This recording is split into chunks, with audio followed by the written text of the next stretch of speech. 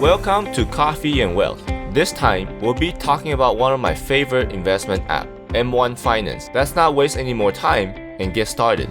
Before we start on the actual app, we have to understand the different account types that M1 can offer. There are a total of 3 different categories. First, taxable brokerage account. This is pretty much a basic account that can be held in the form of individual account or joint account. Individual account means it's owned by a single person, whereas a joint account, you can own it with a friend, family, or spouse. Taxable account is the same type as Robinhood's account. There is no favorable tax treatment. Second, retirement account. This is a typical account that people set up for saving for retirement. It differs from the taxable brokerage account being that it provides favorable tax treatment. The different sub-account types are traditional IRA, Roth IRA, or SEP IRA. Worth noting, the SEP IRA can only be available for self-employed. Small business cannot set up for their employees. Since the taxation and features of a retirement account are so complex, we'll make a separate episode in the future. Third, trust account. Trust account also has 2 subtypes, revocable trust or irrevocable trust. One of the major reasons for owning a trust account is to bypass probate or reduce gross estate to avoid estate tax. This type of account will be owned by a trustee who have the fiduciary duty to manage the asset. There are many more reasons why people will own a trust account. If you guys would like to know, it's best to consult with an attorney. After talking about the account types, let's talk about the actual M1 service. M1 service can also be divided into 3 categories. First, M1 Invest. M1's flagship idea is a pie. Just like a pie, users can slice up the investment portfolio into different allocations based on percentage. The portfolio can be composed of different stocks or ETF at various percentage.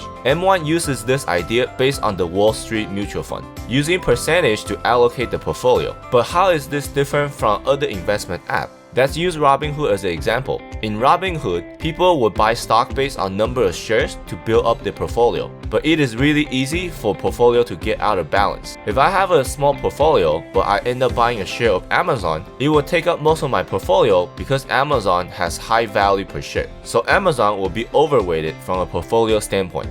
Whereas on the other side, M1 uses fractional shares when purchasing a stock, so I can specify that I only want Apple to be 20% of my portfolio. If I have a portfolio of $10,000, then the app will only buy $2,000 worth of Apple stock. And when Apple's value rises or falls from the designated percentage, then M1's second unique feature, rebalance, will come to play. With a click of a button, users can easily tell the app to rebalance the portfolio back to original specified percentage. The app will sell the overweighted stock and purchase underweighted stock. This features the idea of selling high and buying low. M1's pie portfolio and rebalancing fits exactly the way how I like to invest. Rather than trying to time the market to buy and sell on a daily basis, all I have to do is focus on quality company stock that I think have potential. Personally, I will re-examine the company I pick on a monthly basis and use the rebalance feature quarterly. It is extremely easy to manage. Worth noting, why do I prefer this investment style?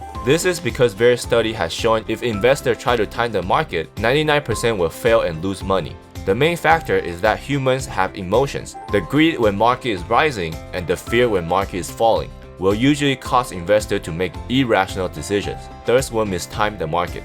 Another study showed that in a 15-year period, if an investor stays fully invested, the average return will be 9%. But if they miss the 10 best days of the market, their return will drop to 4.13%. If they miss 20 days of the best days, their return will be only 1.17% left. So rather than trying to time the market, it is best to pick a quality company and stay invested long term. But of course, everyone's philosophy is different, so you guys can leave a comment below to share with me your investment style. But let's get back to our main topic. Second, M1 Spend.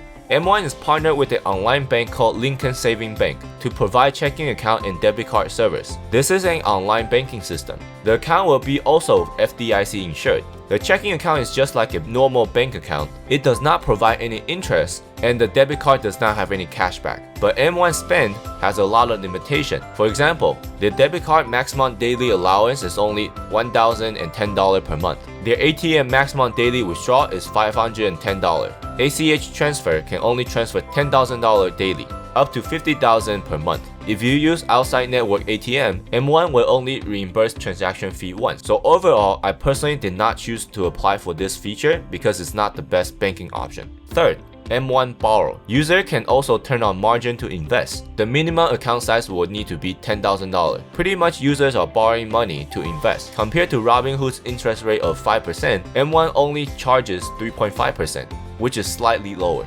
Next, we have to go over M1's account tier. Everything we mentioned above is their features for their basic account, but users can upgrade to their premium service, M1 Plus. For an annual cost of $125, it will improve the user's experience dramatically, such as trading window will be extended. M1 Spend checking account interest rate will rise from 0% to 1%. Using the debit card will also give 1% cash back. And lastly, their M1 Borrow interest rate dropped from 3.5% down to 2%. So compared to the basic account, M1 Plus has a lot of attracting features. But does it justify for the $125 fee? It really depends on each person. Next, let's take a look at the actual app. In M1's main interface, users can see their own pie portfolio. Inside the pie, you can see total portfolio value, return in dollar, and percentage. Scrolling down, you can also see the percent allocation of the portfolio and their current value. On the bottom right, there are several features you can choose from. Clicking on the first one will see total number of company, fees, and dividend yield of the portfolio. There will only be fees if you have ETF in your portfolio. You can also share your portfolio allocation with other people with a click of a button.